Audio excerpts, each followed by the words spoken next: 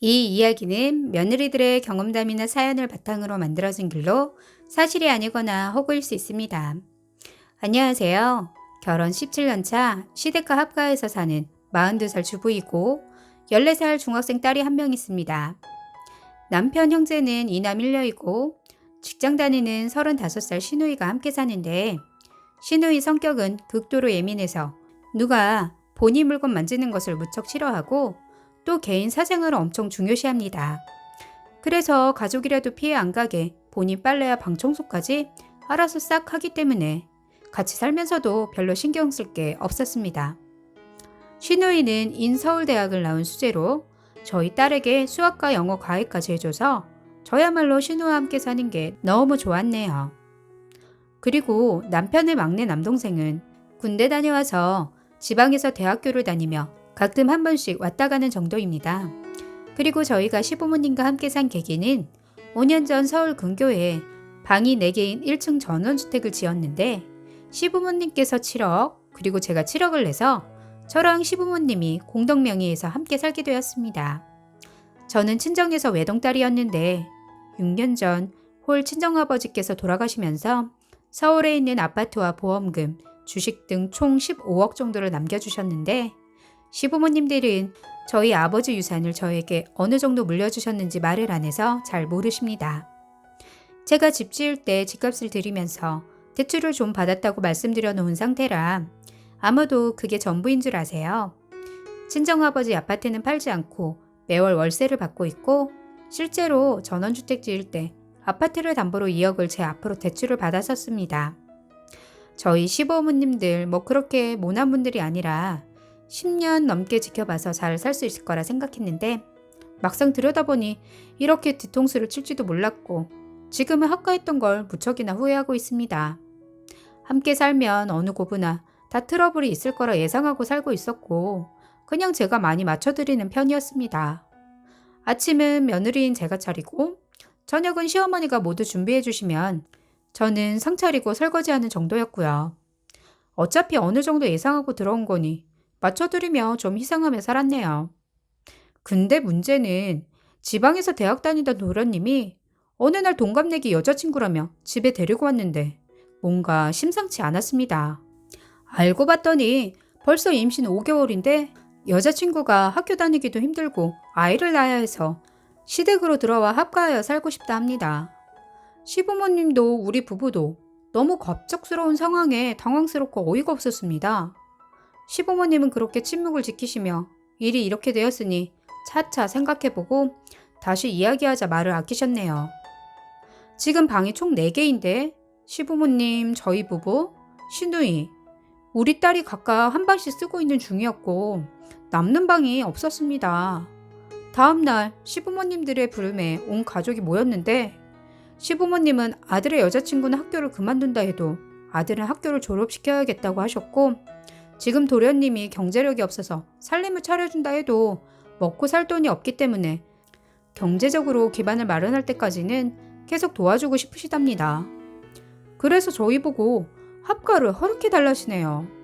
그래서 방은 어떻게 할 거냐 물어보니 저희 딸은 시누이와 방을 함께 쓰게 하던지 저희 보고 사춘기 딸을 데리고 자라고 하셨습니다. 당연히 시누이도 싫다고 했고 시누가 그럼 본인이 독립해서 나간다고 하며 방을 구할 때까지만 우리 딸과 함께 쓰기로 했습니다. 도련님은 바로 그날 저희 딸 방에 살림을 차려 살게 되었습니다. 너무 갑작스러운 일이었고 당연히 너무 싫었지만 지금 저 상황에 도련님을 내쫓을 수 없어 함께 살게 되었는데 문제는 다른 곳에서 터졌네요.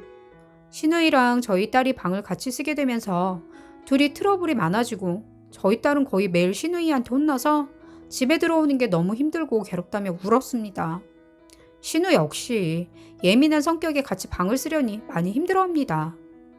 딸도 이해가 되고 시누이 성격도 어떤지 아니까 이해가 되었지만 일단 우리 딸이 너무 힘들어하니 정말 볼 수가 없어서 시누이가 독립할 때까지 전 마음고생이 이만저만이 아니었네요. 그래서 한 번씩 딸은 저희 방에 데려와 자긴 했지만 어렸을 때부터 따로 자서인지 딸이 많이 불편해했습니다. 시누이랑은 몇 년을 같이 살면서도 트러블 한 번 없이 잘 지냈는데 이 일을 계기로 나중엔 우리 딸과 저랑도 앙숙이 되어 나가버렸네요. 전 한동안 시누이의 딸을 신경 쓰느냐고 집안 사정이 어떻게 흘러가는지도 몰랐는데 가만 보니 어느새 도련님 여자친구가 집안에 상전이 되어 있었습니다. 함께 살던 신우도 지킬 건 지키며 살았는데 이 도련님 여친은 속옷 빨래까지 그냥 세탁기에 던져놓고 밥 다가 되면 숟가락 놓을 생각 한 번도 안 하고 그냥 밥만 먹고 방으로 쏙 들어가 버립니다. 어느 날은 아침 11시가 넘어도 일어나지 않아 시어머니 성화에 깨우러 들어갔더니 방은 치우지도 않아 정말 난장판이었고 쓰레기통 역시 꽉 찼는데 날파리가 날아다니고 문 밖으로 냄새가 새어나와 정말 미칠 지경이었습니다. 시어머니, 이 상황에 한마디 하실 줄 알았는데 별 말씀을 안 하시길래 제가 너무한 거 아니냐 했더니 저보고 대신 좀 치워주라 합니다. 도련님 여친이 임신한 상태여서 예민하다고 힘들어한다면서 저보고 친동생이라 생각하고 돕고 살으랍니다. 그리고 또 친정 부모랑 연락은 끊고 산다고 하더라고요. 딸 대학 보내놨더니 불쑥 임신해가지고 와서 친정 부모님께 내쫓겨서 마음 붙일 곳이 없으니 많이 이해하며 도와주랍니다. 이런 시어머니의 무한한 배려로 도련님 여친은 팥쥐가 되어 호강하고 살고 그리고 저는 콩쥐가 되어 집안의 모든 살림을 제가 도맡아 힘든 시간을 보내고 있었습니다. 시어머님은 저번처럼 보조 정도는 해주셨지만 당연히 집안 살림은 다 제가 해야 하는 것으로 착각하시더라고요. 그런데 아기 낳을 날이 점점 다가오고 병원에서 아들이라고 성별이 확정되자 시어머니는 이제 우리 집 대를 이룰 수 있는 아들 손주가 생겼다며 엄청 좋아하셨고 이 도련님 여친은 아들 가졌다는 유사라도 하듯 하루 종일 누워있다가 차려주는 밥 먹고 옷은 여기저기 다 벗어놓고 이젠 시어머니께 짜동도 넣으면서 상종 노릇을 하는데 진짜 가관이 아니었습니다. 솔직히 제 성격상 도련님 여자친구가 와서 도와준다고 해도 그 상황 아니까 그냥 쉬라고 하면서 많이 위로해주고 감싸주려 했습니다. 그런데 도련님 여친은 저를 무슨 이 집에서 일하는 파출부라 생각하는 건지 도와주기는커녕 이젠 만만히 보는 눈빛이 보였습니다. 제일 문제는 저희 시어머니죠. 전 도련님 여친을 불러서 다른 건 모르겠는데 최소한 본인 속옷 빨래는 좀 알아서 손빨래 하라고 했고 밥 먹기 전에 상 차리라고까지 안 시킬 테니 와서 숟가락 좀 놓고 본인이 밥 먹은 그릇은 싱크대에 넣어달라고 정말 기본적인 것만 부탁했습니다. 또 안 보이더라도 본인 방과 화장실 청소는 말 나오지 않게 미리 좀 알아서 하라고 했습니다. 뭐 예상했던 것처럼 뾰로통했지만 알았다고 하면서 그렇게 마무리되는 듯 싶었습니다. 다음날 아침 도련님 여친은 숟가락도 놓고 방 청소도 했는데 화장실은 너무 역해서 못하겠다면서 저보고 화장실 청소 좀 해주면 안 되겠냐고 물어보더라고요. 본인이 쓴 화장실인데 나는 안 더럽겠냐고 전 못해준다고 거절했습니다. 그랬더니 바로 수긍하고 알겠다며 방으로 들어갔습니다. 그날이 토요일이라 남편이랑 저는 마트 가고 딸은 방에서 음악 듣고 있길래 나갔다가 집에 왔는데 딸이 엄청 화가 나 있더라고요. 왜 그러냐고 하니 도련님 여친이 우리 딸한테 본인 방 화장실 청소와 휴지통을 비우라고 시켜서 했는데 도련님 여친 말이 엄마가 도와주라고 했다면서 당연한 듯이 빨리 하라고 보채서 했다고 합니다. 우리 딸은 엄마가 어떻게 그럴 수 있냐면서 막 울길래 왜 거절 안 했냐니까 도련님 여친이 너무 무섭게 다그쳐서 어쩔 수 없이 했다. 너무 기가 막혀서 도련님 여친에게 진짜냐 물어보니 그냥 해달라고 말만 했을 뿐인데 저희 딸이 오버한답니다. 그러면서 딸이 립스틱 3개를 내밀면서 그동안 없어진 딸의 물건이라면서 도련님 여자친구 방에 갔다가 발견한 거라며 저에게 보여줍니다. 딸이 요즘 한창 뷰티에 관심을 가지면서 립스틱과 립글로스를 모으면서 입술에 발라보기도 해서 좀 고가의 흔히 쓰지 않는 립스틱을 제가 직접 사줬습니다. 그랬더니 도련님 여자친구는 다 본인 거라면서 도둑으로 몰지 말라고 막 울더라고요. 그래서 어디서 구입했냐고 물어보니 묻는 말에 대해서는 침묵을 지키며 또 억울하다며 울기만 합니다. 그 사이 지방에서 도련님이 돌아왔고 형수님이 여자친구 잘 케어해줄 거라 믿고 맡겼는데 이러실 줄 몰랐다면서 저한테 소리를 지르고 화를 내더라고요. 제가 자초지종을 설명하려 해도 제 말은 들으려 하지 않고 오히려 제 탓만 해서 많이 서운했습니다. 거기에 시부모님들도 임신해서 힘든 아이 이해하지 않고 저희 딸 좀 시키면 어떠냐고 오히려 도련님 여자친구 편을 들으며 저를 나무라셨습니다. 남편은 제 편을 들어주다가 시부모님이랑도 싸우고 도련님과도 주먹이 오가며 심하게 싸우게 되었습니다. 그러면서 도련님 여친이 제가 집안 살림을 다 시키며 구박한다고 고자질을 해서 일은 생각보다 커져서 그 일 이후로 가족들과 같이 사는 자체가 너무 힘들고 괴로웠습니다.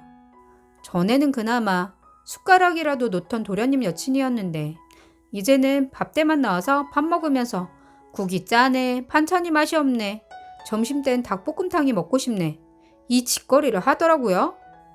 그래서 전 반찬 투정할 거면 먹지 말라며 도련님 여친이 먹던 국그릇이랑 밥그릇을 싱크대에 확 부어버렸습니다.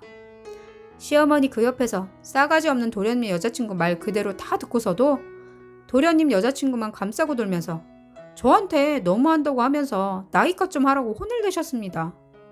이게 무슨 상황인지 엄연히 내 집에서 이렇게 눈치 보고 마음에 들지 않는 사람 삼시세끼까지 차려야 하는 내 인생이 너무 불쌍해서 남편과 상의해서 시부모님께 저희 분가에서 전세라도 나가 살겠다고 말씀드리며 이 집 명의가 공동명의이니 대출을 받아주시던가 아니면 돈 좀 달라고 말씀드렸네요.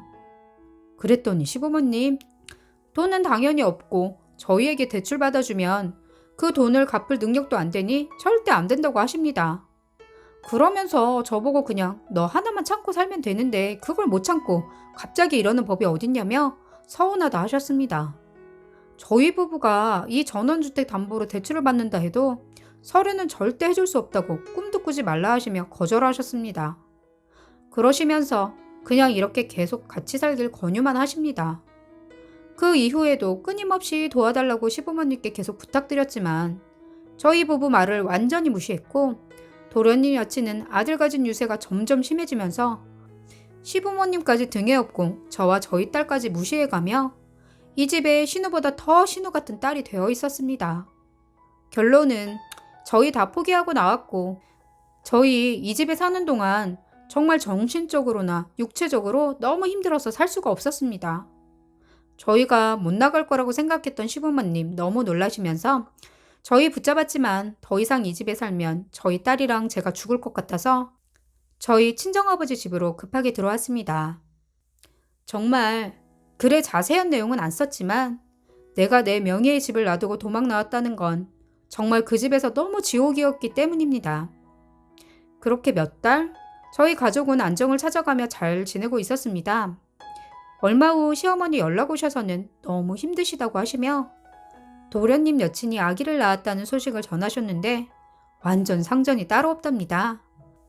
온갖 신경질에 해달라는 게 너무 많아서 어머니가 감당하기 힘드시답니다. 그동안 시어머니가 상전을 만들어 놓으시고 지금 왜 저한테 와서 힘들다고 하소연을 하시는지 모르겠네요.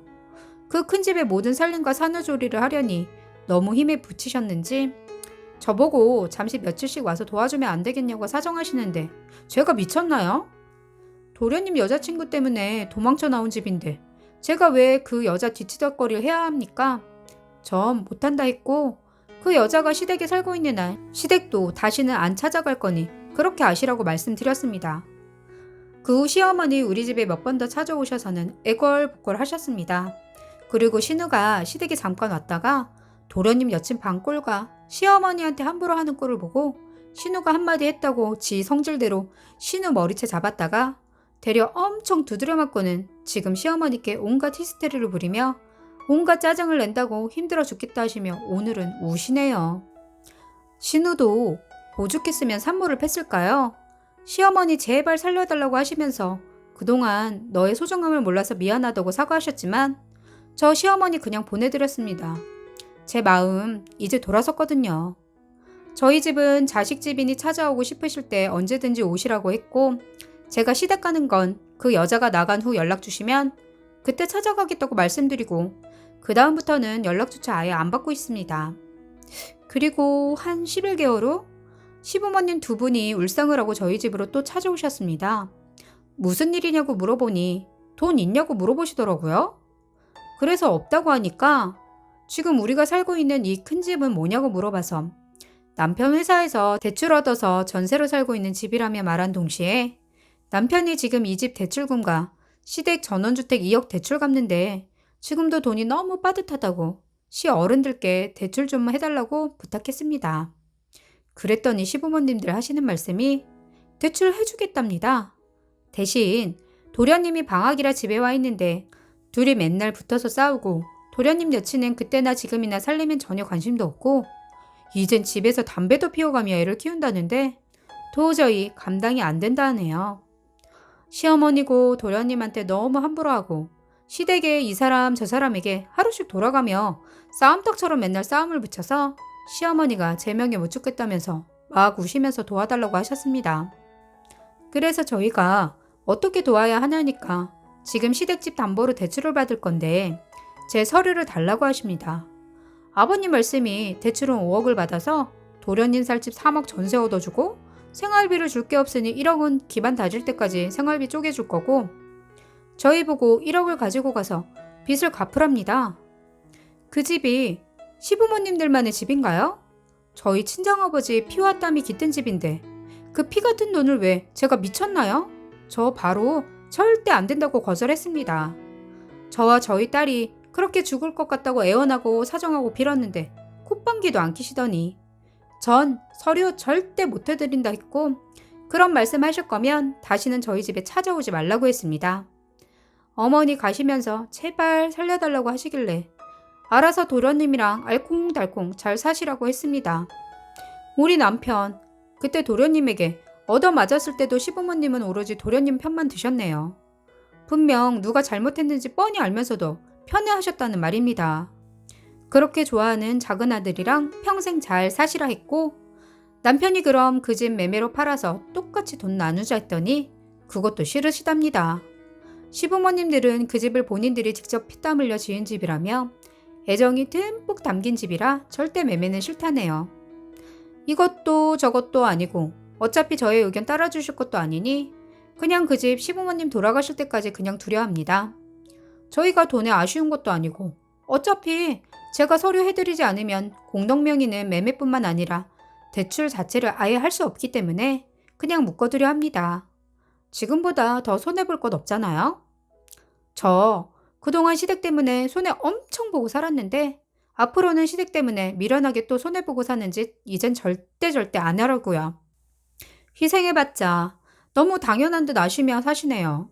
우리 친정아버지가 물려주신 유산은 흐지부지 그렇게 뺏으려고 하시면서 저한테는 하나도 양보 안 하고 본인들의 실속만 챙기는 시부모님들 이젠 부모 대우 안 하려고 합니다. 저희와 상관없이 도련님 가족이랑 지지고 볶으면서 사시는 건 시부모님 몫이니까 알아서 하셔야죠. 아버님 가시면서 하시는 말씀이 얼마 있다가 도련님 아기 돌잔치니까 그때 꼭 오라고 하십니다. 저희 딸은 아직도 그 여자만 보면 경계하는 거 아시면서 저희 딸 힘들어하는 건 여전히 보이지도 않으신가 봐요. 그래서 저희 그 날짜에 해외여행 예약해놔서 못 간다고 둘러댔습니다. 그랬더니 무슨 돈이 있어서 가냐고 해서 빚내서 간다고 했네요. 또 시어머니는 도련님 방학 동안만이라도 우리 집에 시부모님 둘이 몇 주만 와 있으면 안 되냐고 물어보는데 남편이 절대 안 된다고 거절했습니다. 그래서 저한테 다시 묻길래 전 항상 남편 말에 순종하기 때문에 남편 말에 따를 수밖에 없다고 하니 무안해하시며 네가 이렇게 차갑게 돌아설 줄은 몰랐다며 많이 슬퍼하시며 가셨습니다. 그러게요. 있을 때 진작 잘하셨으면 이런 일은 절대 일어날 수 없었을 텐데 말입니다. 저도 제가 이렇게 변할지 정말 몰랐네요. 긴 이야기 끝까지 들어주셔서 감사합니다.